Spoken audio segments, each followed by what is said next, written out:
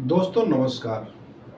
सरकारी सेवा करने वाले लोग ज़्यादातर मध्यम परिवार या गरीब परिवारों से निकल कर के आते हैं और उनकी नौकरी से हमें भ्रम में डाला जाता है कि केवल उनके और उनके परिवार को केवल लाभ है। आज इसी पर विस्तृत चर्चा हम करेंगे आपसे और कैसे ये सिद्ध करेंगे और वास्तव में वही हकीकत है कि एक नौकरी करने वाले से कितने लोगों के अन्य रूप में व्यवसाय चलते हैं, कितने लोगों को रोजगार छद्म रोजगार शार्ट टाइम का ही सही रोजगार मिलते हैं, कितने अन्य लोगों के लिए वो उपयोगी सिद्ध होता है, ये हमें जानना जरूरी है। उस दिन से आपको अगर कोई कहेगा कि ये नौकरी करने वाले लोग बड़े मजे में हैं, तुम बेकार हो, तो आपको लगेगा कि वो आपसे गलत कह रहा है, क्योंकि नौकरियां अधिक होंगी तो कल को बहुत से ऐसे अवसर आएंगे कि आपके बच्चे को भी सरकारी नौकरी में आने का अवसर मिलेगा।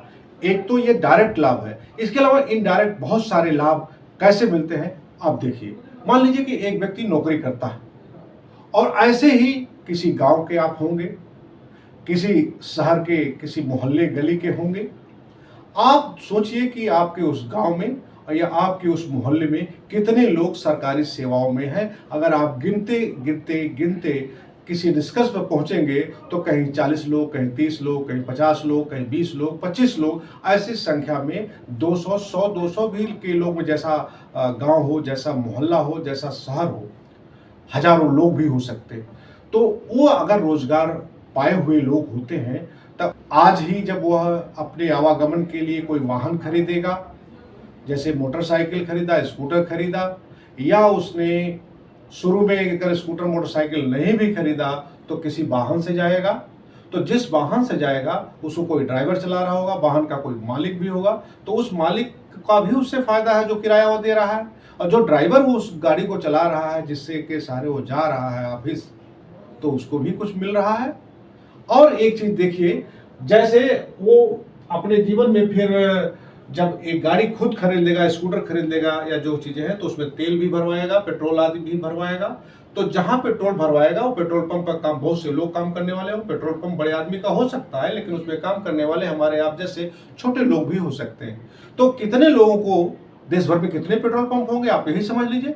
किसी दुकानदार के यहाँ कपड़े की दुकान हो, मेडिकल स्टोर की दुकान है, आपने देखा होगा 2-4 और लोग लगे रहते हैं। जो मालिक है उस दुकान का, उसके अलावा भी लोग लगे रहते हैं। उनको भले ही कुछ कम पैसे मिलते हों, लेकिन वो भी अगर ना मिले तो कदाचित वो भूखों मरने की स्थिति आ सकती है उनकी। तो इस तरह से जो कारीगर लोग हैं, जो हमारे मजदूर लोग हैं, चाहे वो कल कारखानों में काम करते हों, चाहे वो कहीं चौराहों पर कोई दुकान मिष्ठान की खोलते हैं, पान की दुकान खोल लेते हैं, या फिर आप ये भी देखें कि कपड़े की दुकान खोल रहा है, मेडिकल स्टोर खोल रहा है, जूता पॉलिश करने की दुकान, माने जैसे भी आप सोच ले, पुस्तक स्टेशनरी की दुकान खोल रहा है, जो भी व्यापार या व्यवसाय वो करना चाहेगा, जो आदमी सरकारी सेवा में नहीं है, तो उसके लिए खरीदार चाहिए।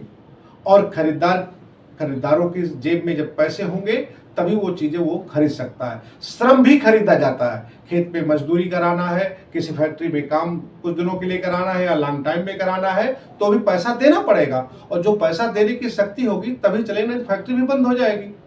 तो इसलिए एक आप सोच लीजिए कि वो, मैं मान लीजिए एक उदाहरण देना चाहूंगा कि कोई व्यक्ति फिर 2-3 साल बाद एक घर बनाने के लिए प्लाट खरीदता है, या पुश्तैनी जमीन है उसमें मकान बनाने जाता है, तो वो ईंटा खरीदेगा, किसी भट्टे पे होगा, वो भट्टे पे पता नहीं कितने मजदूर काम कर रहे होंगे, उनको कहीं न कहीं रोजगार मिलेगा। भट्टे से ईंटें बिके ना तो भट्टा बंद हो जाएगा, तो तमाम मजदूरों श्रमिकों को वो रोजगार छोटा ही सही वो भी चला जाएगा।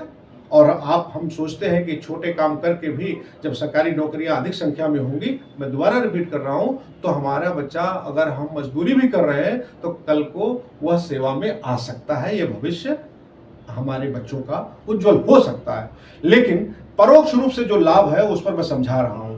इसलिए आप सोचिए कि जब आप कहीं दवाई खरीदने जाते हैं, भाई शरीर है, बीमार पड़ती है, तो डॉक्टर के पास जाते हैं, डॉक्टर को भी पैसा मिल रहा है। डॉक्टर जहां क्लिनिक में बैठता है वहां पर बहुत से छोटे स्टाफ भी रहते हैं, उनको रोजगार मिला है। अस्पताल में झाड़ू पोछा करने वाले लोग भी रहते हैं, उनको भी रोजगार मिला हुआ है। यानी कि जब आदमी सक्षम होगा तब उसके बल पर बहुत से लोग पनपते हैं, बहुत से लोगों को जीविका मिलता है। और आप देखिए कि फिर वो अगर कपड़े खरीदने जाता है तो कपड़ा खरीद लेगा, तो दुकानदार मेन मालिक है उसको अधिक लाभ। मान लीजिए उसने 2000 का कपड़ा खरीदा, तो उसमें अगर दुकानदार ने 200 रुपये लाभ लिए हों, तो उस 200 रुपये का लाभ उसे कैसे मिला? जब किसी क्रय शक्ति जिसके पास पैसा खरीदने के लिए है वो खरीदता है, तो वो कम से कम 200 जब लाभ पाया, तो उसमें अपना भी है, उसके साथ जो रोजगार पर वहां पर उसके दुकान में लगे हुए हैं उनको भी फायदा मिलता है। आप फल के जूस निकालने का कहीं ठेला लगाएंगे तो जूस पीने वही लोग आएंगे जिनके थोड़ी पैसे होंगे। यानी आपका भी पनपना, आपकी जूस की दुकान का चलना, आपके पान की दुकान का चलना, छोटा मोटा कोई भी व्यवसाय आप व्यापार करेंगे खुद का या दूसरे के यहाँ करेंगे, तो खरीदने वालों की जेब में पैसे चाहिए। भारत जैसे विकासशील देश में सरकारी नौकरियां आम आदमी के भविष्य को बनाने में महत्वपूर्ण भूमिका निभाता है।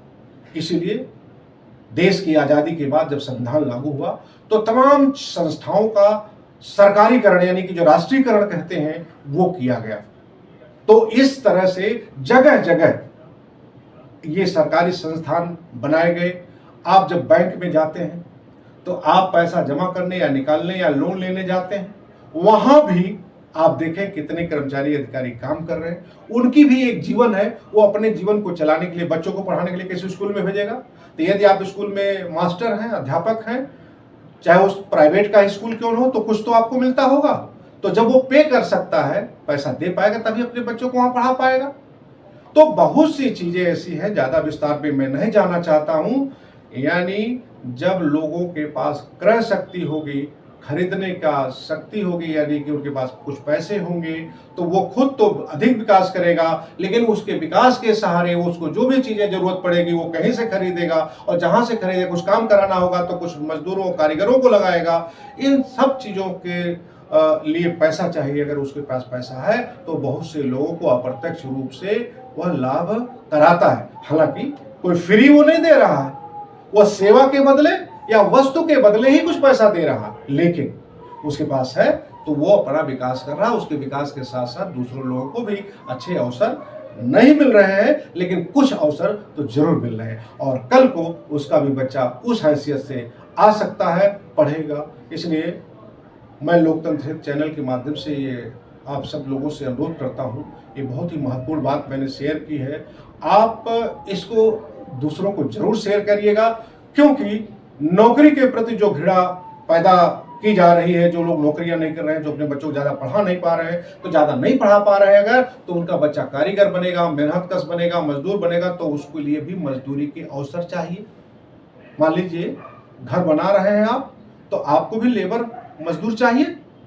तब कुछ दिनों के लिए तो लेबर, जब तक आपका मकान बन रहा है, कोई पेंट वाला आएगा, है, कोई फर्नीचर वाला आएगा, कोई कुछ भी करेगा, तो कुछ न कुछ आप से वो कमाएगा। आपने सरकारी संस्था से कमाया तो आपसे वो कमाएगा। ऐसे क्रय शक्ति वालों की जरूरत है। इसके लिए देश में नौकरियां जितनी अधिक हों, उतना ही देश संभलेगा, उतना ही आगे बढ़ेगा, उतना ही उन्नति करेगा।